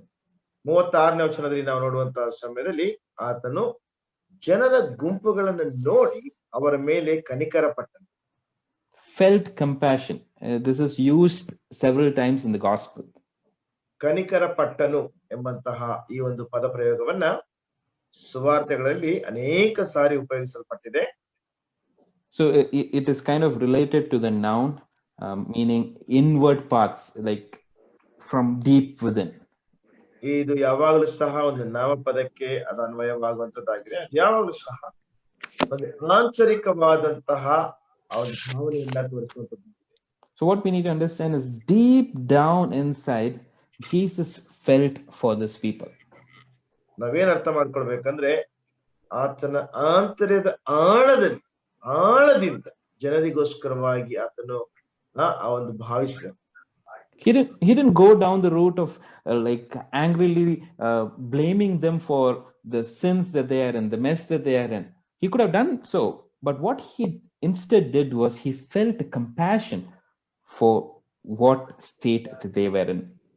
ಒಂದು ವೇಳೆ ಆತನು ಕೋಪವುಳ್ಳವನಾಗಿ ಉಗ್ರನಾಗಿ ಅವ್ರು ಮಾಡಿದಂತ ಪಾಪಗಳಿಗೆ ವಿರುದ್ಧವಾಗಿ ಅವರನ್ನು ಗದರಿಸಬಹುದಾಗಿ, ಆದ್ರೆ ಅದರ ಬದಲಾಗಿ ಅವರ ಮೇಲೆ ಕನಿಕರ ಪಟ್ಟು ಅವರೊಟ್ಟಿಗೆ ಮೃದು ಭಾವದಿಂದ ಹೋಗ್ತಾನೆ. Do we feel compassion for the sinners that we see around day in and day out? ನಮ್ಮ ಜೀವಿತದಲ್ಲಿ ದಿನೇ ದಿನೇ ನಮ್ಮ ಸುತ್ತಲೂ ನೋಡುವಂತಹ ಪಾಪಿಗಳ ವಿರುದ್ಧವಾಗಿ ನಮಗೆ ಕನಿಕರ ಉಂಟು? When we see them, do we say, oh, he's a sinner, he is reaping the consequences of what choices that he has made, let him suffer? Do we tell that? ಅಥವಾ ನಾವು ಪಾಪಿಗಳನ್ನು ನೋಡುವಾಗ, ಓ ಅವನೊಬ್ಬ ಪಾಪಿ, ಅವನೇನು ಮಾಡಿದ್ದಾನೋ ಅದಕ್ಕೆ ಪ್ರತಿಫಲವನ್ನು ಅನುಭವಿಸ್ತಾ ಇದ್ದಾನೆ ಎಂಬುದಾಗಿ ನಾವು ಹೇಳ್ತೇವಾ? Many times when we see the need around, we kind of we don't feel anything about it. ಅನೇಕ ಸಾರಿ ನಮ್ಮ ಸುತ್ತಲಿರುವಂತಹ ಜನರಲ್ಲಿ ಒಂದು ಅವಶ್ಯಕತೆ ಅಥವಾ ಅಗತ್ಯತೆಯನ್ನು ನೋಡುವಾಗ ಅವರ ಕುರಿತಾಗಿ ನಾವೇನು ಭಾವಿಸೋದು? We kind of pick and choose on small things that people do around us, and then we kind of have an offense against them. ಜನರು ನಮ್ಮ ಸುತ್ತಲಿರುವಂತಹ ಜನರು ಮಾಡುವಂತಹ ಚಿಕ್ಕ ಚಿಕ್ಕ ವಿಷಯಗಳನ್ನ ನಾವು ಆರಿಸಿಕೊಂಡು ಅದರ ಮುಖಾಂತರವಾಗಿ ನಾವು ಅವ್ರನ್ನ ದೂಷಿಸುವಂತರಾಗಿರ್ತೇವೆ. We make the small issues as a big trivial issue, and then we kind of lose our relationship with people around us. ಚಿಕ್ಕ ಚಿಕ್ಕ ಸಮಸ್ಯೆಗಳನ್ನ ದೊಡ್ಡದು ಮಾಡಿ ಜನರೊಟ್ಟಿಗಿರುವಂತಹ ಒಂದು ಸಂಬಂಧವನ್ನ ನಾವು ಕಳೆದುಕೊಳ್ತೇವೆ. I'm reminded of a story of a missionary who went to Tunis in North Africa. ಉತ್ತರ ಆಫ್ರಿಕಾದಲ್ಲಿರುವಂತಹ ಟುನೀಸ್ ಎನ್ನುವಂತಹ ಸ್ಥಳಕ್ಕೆ ಹೋದಂತಹ ಸೇವಕರ ವಿಷಯದಲ್ಲಿ ನಮಗೆ ಒಂದು ಕಥೆ ಗೊತ್ತಿದೆ. She went to this country to reach the Muslims for Christ.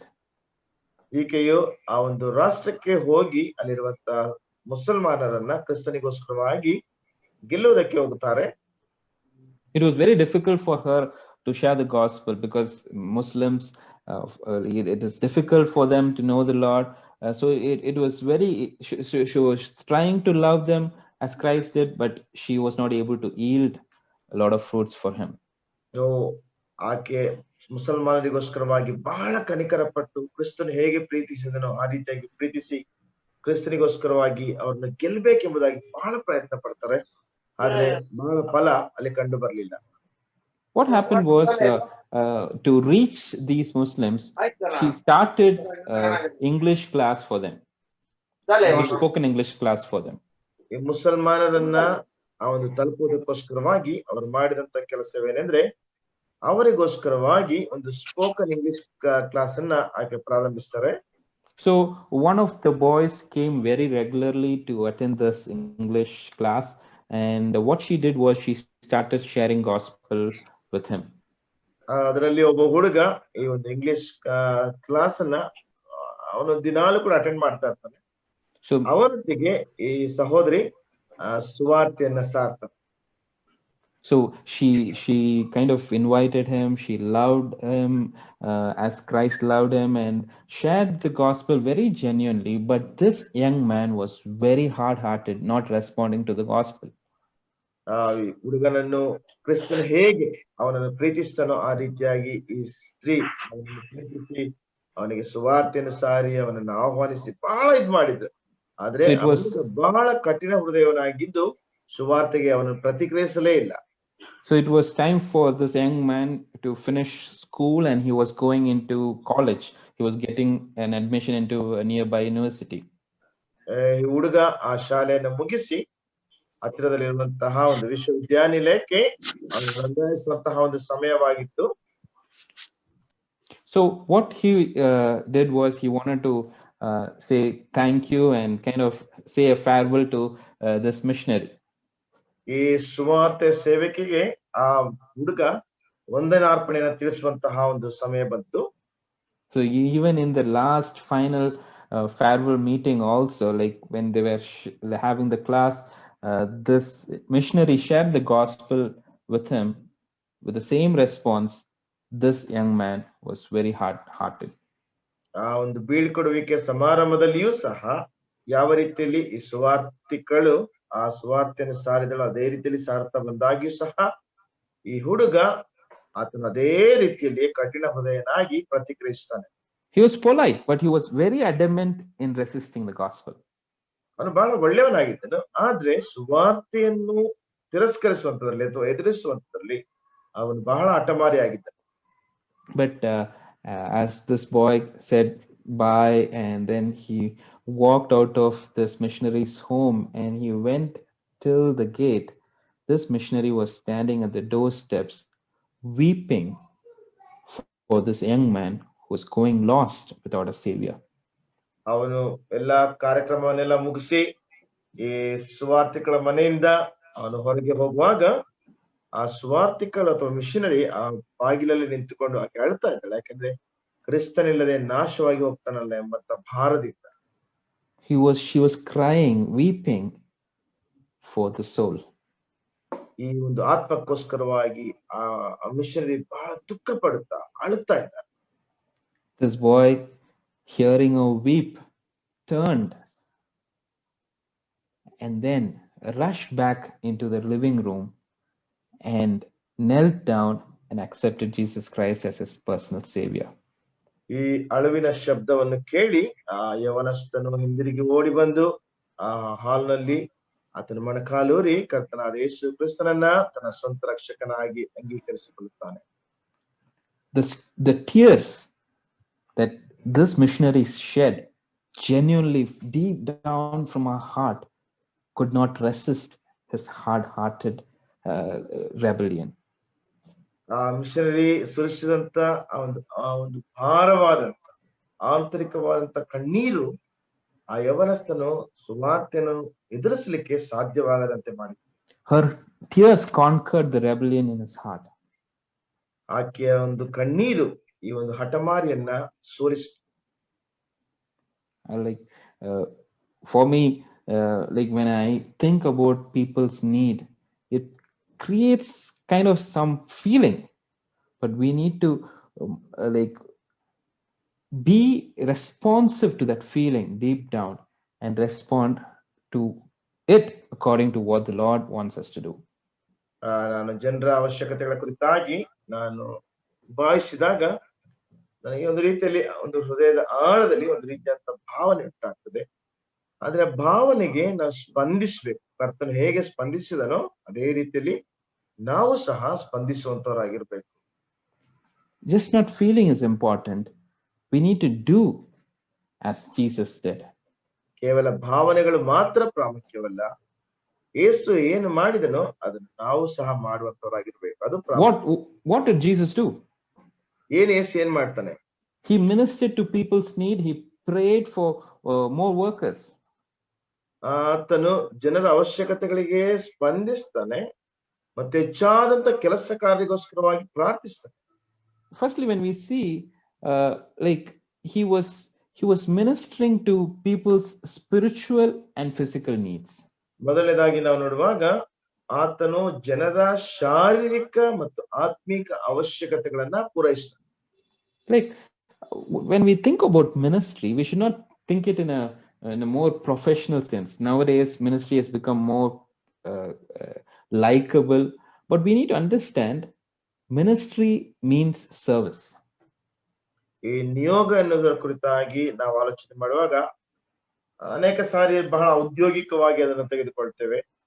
ಆದ್ರೆ ನಿಯೋಗ ಅಥವಾ ಸ್ವಾರ್ಥ ಸೇವೆ ಎನ್ನುವಂಥದ್ದು ಅದು ಹೆಚ್ಚಾಗಿ ಒಂದು ಸೇವೆಯೊಂದಿಗೆ ಅದು ಕೂಡಿರುವಂತದ್ದಾಗಿರ್ತದೆ. Every Christian is called to serve Christ. ಪ್ರತಿಯೊಬ್ಬ ಕ್ರೈಸ್ತನು ಸಹ ಕ್ರಿಸ್ತನಿಗೆ ಸೇವೆ ಮಾಡುವುದಕ್ಕೋಸ್ಕರವಾಗಿ ಕರೆಯಲ್ಪಟ್ಟಿದ್ದಾನೆ. He has given you unique gifts and opportunities, and you have to use that to serve him. ಅವನು ಅದ್ವಿತೀಯವಾದಂತ ವರಗಳನ್ನ ಮತ್ತು ಅವಕಾಶಗಳನ್ನ ಕೊಡಲ್ಪಟ್ಟಿದ್ದಾನೆ. ಅದರ ಮುಖಾಂತರವಾಗಿ ನೀವು ಸೇವೆ ಮಾಡಲೇಬೇಕು. You have to take what he has given you, use it, and then you need to serve those he has put in contact with you. ಆತನು ನಿಮಗೆ ಕೊಟ್ಟಂತ ವರಗಳನ್ನ ಉಪಯೋಗಿಸಿ ನಿಮ್ಮೊಟ್ಟಿಗೆ ಸಂಪರ್ಕದಲ್ಲಿ ಇಟ್ಟಂತವರಿಗೋಸ್ಕರವಾಗಿ ನೀವು ಸೇವೆ ಮಾಡಬೇಕು. Here in verse 35, we see what Jesus was doing.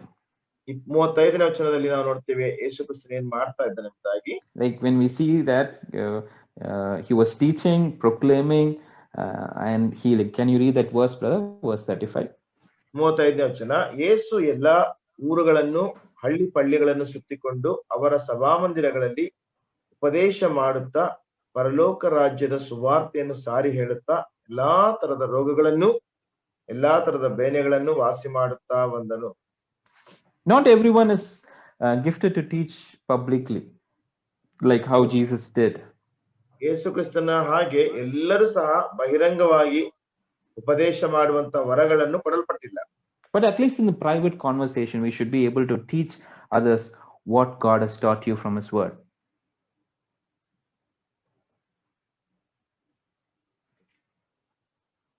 Can you hear, brother?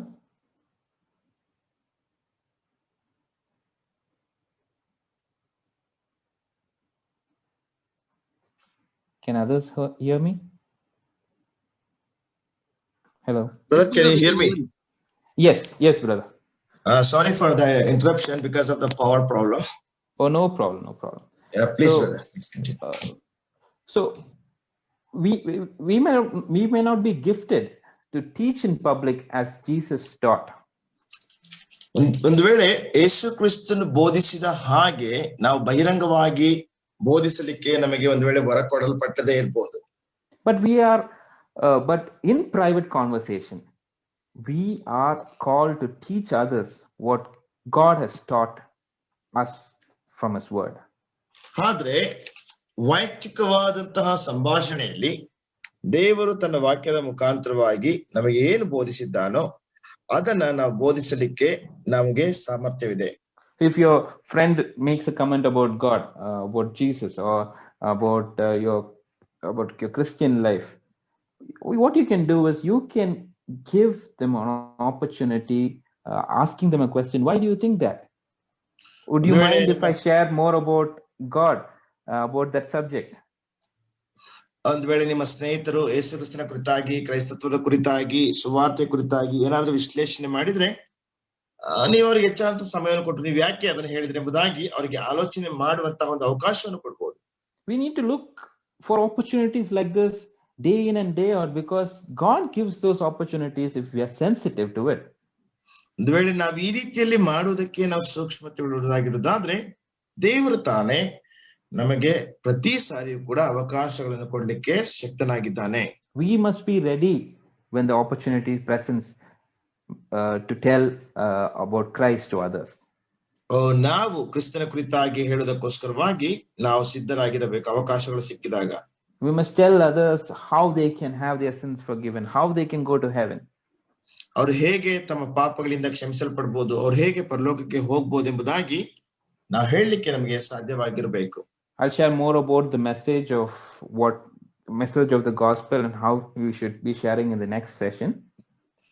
ಸುವಾರ್ಥ ಸಂದೇಶವನ್ನ ನಾವು ಹೇಗೆ ಬಹಳ ಪ್ರಭಾವಯುಕ್ತವಾಗಿ ಸಾರಬಹುದೆಂಬುದಾಗಿ ನಾನು ಮುಂದಿನ ಸಂದೇಶದಲ್ಲಿ ನಾನು ಹೇಳ್ತೇನೆ.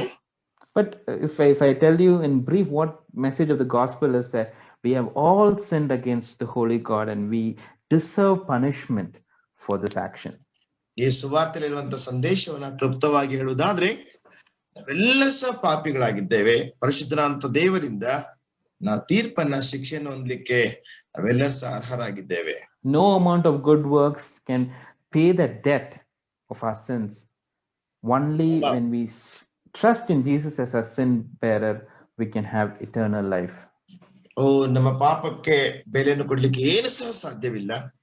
ನಾವು ಕರ್ತನಾದ ಯೇಸು ಕ್ರಿಸ್ತನ ಒಂದು ಮರಣದಲ್ಲಿ ಅಥವಾ ಆತನು ಮಾಡಿದಂತ ಕೆಲಸದಲ್ಲಿ ನಂಬಿಕೆ ಅಥವಾ ಭರವಸೆ ಇಟ್ಟರೆ ಮಾತ್ರವೇ ಆ ಒಂದು ನಿತ್ಯ ಜೀವನ ಪಡೆಯಲಿಕ್ಕೆ ಸಾಧ್ಯ. We can learn some verses, we can learn some illustration on how we can share this good news, because everyone needs to hear this good news, because that's the only way they can be reconciled to God through Jesus Christ. ನಾವು ಕೆಲವು ವಚನಗಳನ್ನು ಸಹ ಕಲಿಬಹುದು, ಕೆಲವು illustration ಅಥವಾ ಕೆಲವು ಸಾಮ್ಯಗಳನ್ನು ಸಹ ನಾವು ಕಲಿಬಹುದು, ಹೇಗೆ ನಾವು ಸುವಾರ್ತೆ ಸಾರಬೇಕು ಮತ್ತು ಒಬ್ಬ ವ್ಯಕ್ತಿ ಕರ್ತನಲ್ಲಿ ಭರವಸೆ ಇಟ್ಟರೆ ಮಾತ್ರವೇ ಕರ್ತನ ಬಳಿಗೆ ಹೇಗೆ ಹೋಗ್ಬಹುದು ಎಂಬುದಾಗಿ ನಾವು ಪ್ರಭಾವಯುಕ್ತವಾಗಿ ಸಾರಲಿಕ್ಕೆ. The other aspect that we see here is Jesus also healed the sick. ಇನ್ನೊಂದು ವಿಷಯ ನೋಡುವಾಗ ಇಲ್ಲಿ ಯೇಸು ಕ್ರಿಸ್ತನು ಸಹ ರೋಗಿಗಳನ್ನು ಸ್ವಸ್ಥ ಮಾಡ್ತಾನೆ. So this showed that he is the promised Messiah. ಅದು ನಮಗೆ ಆತನು ವಾಗ್ದಾನ ಮಾಡಲ್ಪಟ್ಟಂತ ಮೆಸ್ಸಿಯನ್ ಎಂಬುದಾಗಿ ತೋರಿಸುತ್ತದೆ. Now we don't have anyone who has the gift of healing on par with what Jesus and the apostles did. ಯೇಸು ಕ್ರಿಸ್ತನು ಮತ್ತು ಅಪೊಸ್ತಲರು ಮಾಡಿದ ಹಾಗೆ ನಮ್ಮಲ್ಲಿ ಯಾರಿಗೂ ಸಹ ಒಂದು ವೇಳೆ ಸ್ವಸ್ಥ ಮಾಡುವಂತ ವರಗಳು ಇಲ್ಲ. But we can pray for the sick and we can know that God heals them. God himself heals them. ನಾವು ಆ ಒಂದು ರೋಗಿಗಳಿಗೋಸ್ಕರವಾಗಿ ಪ್ರಾರ್ಥನೆ ಮಾಡಿ ದೇವರು ತಾನೇ ರೋಗಿಗಳನ್ನ ಸ್ವಸ್ಥ ಮಾಡ್ಲಿಕ್ಕೆ ಸಾಧ್ಯ ಎಂಬುದಾಗಿ ನಾವು ಅವ್ರಿಗೆ ಹೇಳ್ಬೋದು. So we can minister to the needs of physical needs of the people in practical ways by helping them. ನಾವು ಪ್ರಾಯೋಗಿಕವಾದಂತ ರೀತಿಯಲ್ಲಿ ಜನರ ಶಾರೀರಿಕವಾದಂತ ಅವಶ್ಯಕತೆಗಳನ್ನು ಸಹ ಅವರಿಗೆ ಸಹಾಯ ಮಾಡುತ್ತಾ ನಾವು ಅವರ ಅವಶ್ಯಕತೆಗಳನ್ನ ಸಂಧಿಸಬಹುದು. We are called to do as Jesus did. Jesus ministered to them both the spiritual and also the physical needs. ಯೇಸು ಕ್ರಿಸ್ತನು ಏನು ಮಾಡಿದನೋ ಅದನ್ನೇ ಮಾಡುವುದಕ್ಕೋಸ್ಕರವಾಗಿಯೇ ನಾವು ಸಹ ಕರೆಯಲ್ಪಟ್ಟಿದ್ದೇವೆ. ಯೇಸು ಕ್ರಿಸ್ತನು ಅವರ ಆ ಶಾರೀರಿಕವಾದ ಅವಶ್ಯಕತೆಗಳನ್ನು ಪೂರೈಸಿದ, ಹಾಗೆ ಆತ್ಮಿಕವಾದಂತ ಅವಶ್ಯಕತೆಗಳನ್ನು ಸಹ ಪೂರೈಸಿದ. The other thing that Jesus did was he prayed for more workers. ಮತ್ತೊಂದು ವಿಷಯ ಯೇಸು ಕ್ರಿಸ್ತನು ಮಾಡಿದಂತ ವಿಷಯವೇನೆಂದ್ರೆ ಆತನು ಹೆಚ್ಚಾದಂತ ಕೆಲಸಗಾರರಿಗೋಸ್ಕರವಾಗಿ ಪ್ರಾರ್ಥಿಸಿದನು.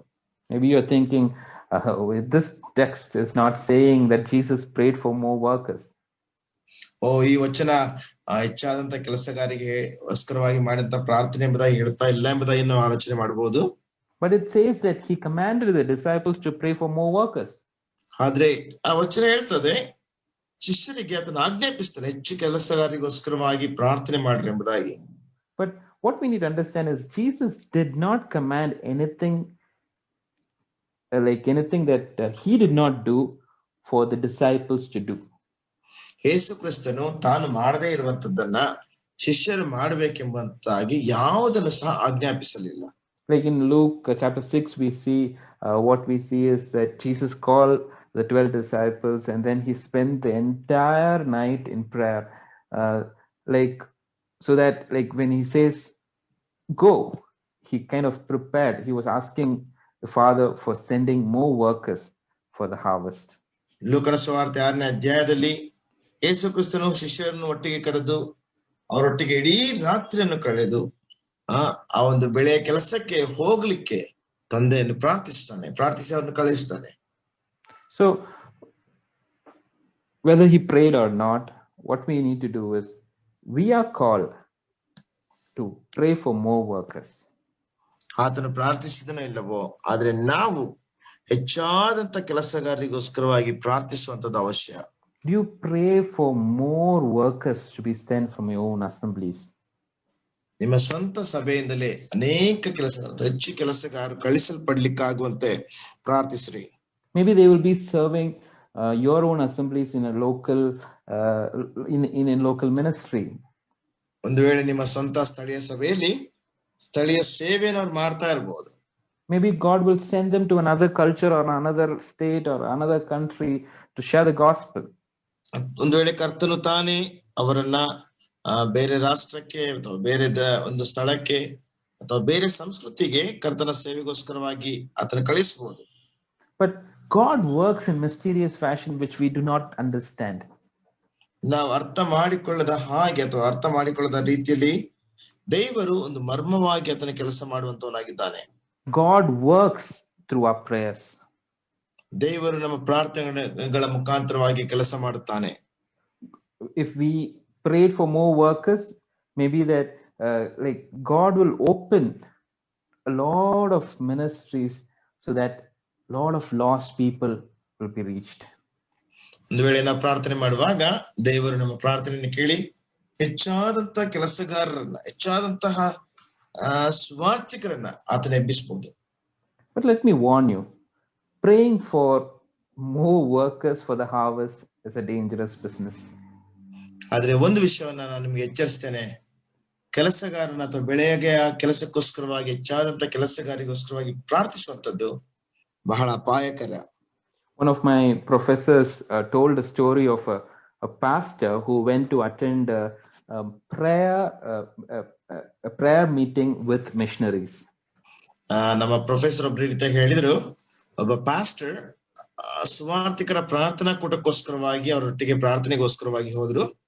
So this pastor had $50 in his pocket. ಈ ಪಾಸ್ಟರ್ಗೆ ಒಂದು $50 ಅವರ ಪಾಕೆಟ್ ಅಲ್ಲಿ ಇತ್ತು. And then so the prayer meeting started. ಪ್ರಾರ್ಥನಾ ಕೂಟ ಪ್ರಾರಂಭವಾಯಿತು. So they had different needs being presented, and they prayed for different people groups and different ministries. ಅನೇಕ ರೀತಿಯಾದಂತಹ ಅವಶ್ಯಕತೆಗಳು ಅಲ್ಲಿ ಹೇಳಲ್ಪಟ್ಟಿತ್ತು. ಅನೇಕ ಜನರ ಗುಂಪುಗಳಿಗೋಸ್ಕರವಾಗಿ, ಅನೇಕ ಅವಶ್ಯಕತೆಗಳಿಗೋಸ್ಕರವಾಗಿ ಅಲ್ಲಿ ಪ್ರಾರ್ಥಿಸಲ್ಪಡ್ತಾ ಇತ್ತು. And then finally one of the missionaries told, let's pray for the financial need of $50 immediately that we need for the ministry tomorrow. ಕೊನೆಯದಾಗಿ ಒಬ್ಬ ಪಾಸ್ಟರ್ ಹೇಳಿದ್ರು, ನಾಳೆ ನಮಗೆ ತಕ್ಷಣಕ್ಕೆ ನಾಳೆ ಒಂದು $50 ಅವಶ್ಯಕತೆ ಇದೆ ಸೇವೆಗೋಸ್ಕರವಾಗಿ, ಅದಕ್ಕೋಸ್ಕರವಾಗಿ ನಾವು ಪ್ರಾರ್ಥನೆ ಮಾಡೋಣ ಎಂಬುದಾಗಿ ಹೇಳಿದ್ರು. So how this prayer works is they pray, everyone prays in a circle for the same point. ಅವರು ಒಂದು ಗುಂಪಾಗಿ, ಒಂದು ವೃತ್ತವಾಗಿ ಪ್ರತಿಯೊಬ್ಬರು ಸಹ ಅದೇ ಅಂಶಕ್ಕೋಸ್ಕರವಾಗಿ ಪ್ರಾರ್ಥಿಸುತ್ತಾ ಬಂದ್ರು. So first person prayed, the second person prayed, and it like at least 6 or 7 people prayed. ಮೊದಲನೇವನು ಅಥವಾ ಎರಡನೇವರು ಹೀಗೆ 6-7 ಜನ ಪ್ರಾರ್ಥಿಸ್ತಾ ಇದ್ರು. Finally, this pastor stopped a woman who was praying, and he said, hey, hold on to the prayer because God has answered your prayers. And then he pulled out this $50 and gave it to the missionary who shared the prayer request. ಕೊನೆಯದಾಗಿ ಒಬ್ಬ ಸ್ತ್ರೀ ಪ್ರಾರ್ಥನೆ ಮಾಡುವಾಗ ಈ pastor ಪ್ರಾರ್ಥನೆ ಮಾಡುವಂತದನ್ನ ನಿಲ್ಲಿಸಿ ಎಂಬುದಾಗಿ ಹೇಳಿ, ನಿಮ್ಮ ಪ್ರಾರ್ಥನೆಗೆ ಉತ್ತರ ಸಿಕ್ಕಿದೆ ಎಂಬುದಾಗಿ ಹೇಳಿ $50 ತನ್ನ ಜೇಬಿನಿಂದ ತೆಗೆದು ಪಾಸ್ಟರ್ಗೆ ನಿಮ್ಮ ಪ್ರಾರ್ಥನೆಗೆ ಉತ್ತರ ಸಿಕ್ಕಿದೆ ಎಂಬುದಾಗಿ ಕೊಟ್ಟರು. So this pastor told that God spoke to him saying, what about the $50 in your pocket when he prayed? ಈ ಪಾಸ್ಟರ್ ಹೇಳಿದ್ರು, ನೀವು ಪ್ರಾರ್ಥನೆ ಮಾಡುವಾಗ ನಿನ್ನ ಪಾಕೆಟ್ ನಲ್ಲಿರುವಂತ $50 ಬಗ್ಗೆ ಹೇಗೆ ಎಂಬುದಾಗಿ ದೇವರೊಟ್ಟಿಗೆ ಮಾತನಾಡಿದ. Brothers and sisters, it is a dangerous thing to pray. ಪ್ರಿಯ ಸಹೋದರ ಸಹೋದರಿಯರೇ, ಪ್ರಾರ್ಥನೆ ಮಾಡುವಂತದ್ದು ಅಪಾಯಕರವಾದಂತ ವಿಷಯ. If you are going to pray for workers for the harvest, God may tap on the shoulder and then ask, what about you? ಒಂದು ವೇಳೆ ನೀವು ಕೆಲಸಗಾರಿಗೋಸ್ಕರವಾಗಿ ಪ್ರಾರ್ಥನೆ ಮಾಡುವಾಗ ದೇವರು ನಿಮ್ಮ ಭುಜದ ಮೇಲೆ ತಟ್ಟಿ ನಿನ್ನ ಕುರಿತಾಗಿ ಏನೆಂಬುದಾಗಿ ಕೇಳಬಹುದು. Will you be a worker in my harvest is what the question God is going to ask you. ಒಂದು ವೇಳೆ ನನ್ನ ಬೆಳೆಯಲ್ಲಿ ನೀನು ಕೆಲಸಗಾರನಾಗಿರ್ಲಿಕ್ಕೆ ಸಾಧ್ಯವಾ ಎಂಬುದಾಗಿ ದೇವರು ನಿಮ್ಮನ್ನು ಪ್ರಶ್ನಿಸಬಹುದು. Brothers and sisters, what is our motive for getting involved in evangelism? ಸಹೋದರ ಸಹೋದರಿಯರೇ, ಸುವಾರ್ಥ ಪ್ರಸರಣ ಸೇವೆಯಲ್ಲಿ ಒಳಗೊಳ್ಳುವುದರಲ್ಲಿ ನಮ್ಮ ಉದ್ದೇಶವೇನು? Our motive is a great love that our Savior, the Lord Jesus Christ, showed us on the cross of Calvary. ನಮ್ಮ ಉದ್ದೇಶವೇನೆಂದ್ರೆ, ನಮ್ಮ ಶ್ರೇಷ್ಠ ಕರ್ತನಾದಂತ ಯೇಸು ಕ್ರಿಸ್ತನು ಕಲ್ವಾರಿ ಶಿಲುಬೆಯಲ್ಲಿ ತೋರಿಸಿದಂತ ಆ ಒಂದು ಪ್ರೀತಿಯೇ. He came to the sinful world. He saw the needs of the lost people. He felt compassion for them. He served them with the good news of the gospel. ಆತನು ಈ ನಶ್ವರವಾದಂತ ಲೋಕಕ್ಕೋಸ್ಕರವಾಗಿ ಬಂದನು. ತನ್ನ ಎಲ್ಲಾ ಮಹಿಮೆಯನ್ನು ಬಿಟ್ಟನು. ತನ್ನ ಪ್ರೀತಿಯನ್ನ ಕಳೆದು ಹೋದಂತ ಜನರಿಗೋಸ್ಕರವಾಗಿ ತೋರಿಸಿ ಈ ಸುವಾರ್ತೆಯನ್ನು ಕೊಟ್ಟನು. Brothers and sisters, if you have experienced that salvation, then you are one of his workers in his harvest. ಪ್ರಿಯ ಸಹೋದರ ಸಹೋದರಿಯೇ, ನೀವು ರಕ್ಷಣೆಯ ಅನುಭವವನ್ನು ಹೊಂದಿದ್ರೆ ನೀವು ಸಹ ಆತನ ಕೆಲಸಗಾರರಲ್ಲಿ ಅಥವಾ ಆತನ ಹೊಲದಲ್ಲಿ ನೀವೊಬ್ಬ ಕೆಲಸಗಾರ ಆಗಿರ್ತೀರಿ. He wants you to see as he saw. He wants you to feel as he felt. And he wants you to do as he did. ಆತನು ನೋಡಿದ ಹಾಗೆ ನೀವು ನೋಡಬೇಕೆಂಬುದಾಗಿ ಬಯಸ್ತಾನೆ. ಆತನು ಭಾವಿಸಿದ ಹಾಗೆ ನೀವು ಭಾವಿಸಬೇಕೆಂಬುದಾಗಿ ಬಯಸ್ತಾನೆ. ಆತನು ಮಾಡಿದ ಹಾಗೆ ನೀವು ಸಹ ಮಾಡಬೇಕೆಂಬುದಾಗಿ ಬಯಸ್ತಾನೆ. He wants us to love the lost people for his sake. ಆತನಿಗೋಸ್ಕರವಾಗಿ ಕಳೆದು ಹೋದಂತ ಜನರನ್ನ ಪ್ರೀತಿಸಬೇಕೆಂಬುದಾಗಿ ಆತನು ಆಶಿಸ್ತಾನೆ. Jesus has showed us the model. ಯೇಸು ಕ್ರಿಸ್ತನೇ ನಮಗೆ ಮಾದರಿಯನ್ನು ತೋರಿಸಿದ್ದಾನೆ. What is your response? ನಿಮ್ಮ ಪ್ರತಿಕ್ರಿಯೆ ಏನು? We are going to see what is going to be the message and how we are going to do it probably in the next session on Thursday. ಒಂದು ವೇಳೆ ಗುರುವಾರ ಮುಂದಿನ session ಅಲ್ಲಿ ನಾವು ಹೇಗೆ ಸಾರಬೇಕು ಸಂದೇಶ ಏನೆಂಬುದಾಗಿ ನಾವು ನೋಡೋಣ. Tomorrow Brother Sam K. John will continue on this topic on missions. ನಿಯೋಗಗಳು ಎನ್ನುವಂತ ವಿಷಯದಲ್ಲಿ ಸ್ಯಾಮ್ ಕೆ ಜಾನ್ ಅವರು ನಾಳೆ ಮುಂದುವರಿಸ್ತಾರೆ. Thank you for your patient listening. May the Lord bless His word. ನಿಮ್ಮ ತಾಳ್ಮೆಯಿಂದ ಕೇಳಿದಕ್ಕೋಸ್ಕರವಾಗಿ ನಿಮಗೆ ವಂದನೆಗಳು. ಕರ್ತನು ತಾನೇ ನಿಮ್ಮನ್ನು ಆಶೀರ್ವದಿಸಲಿ.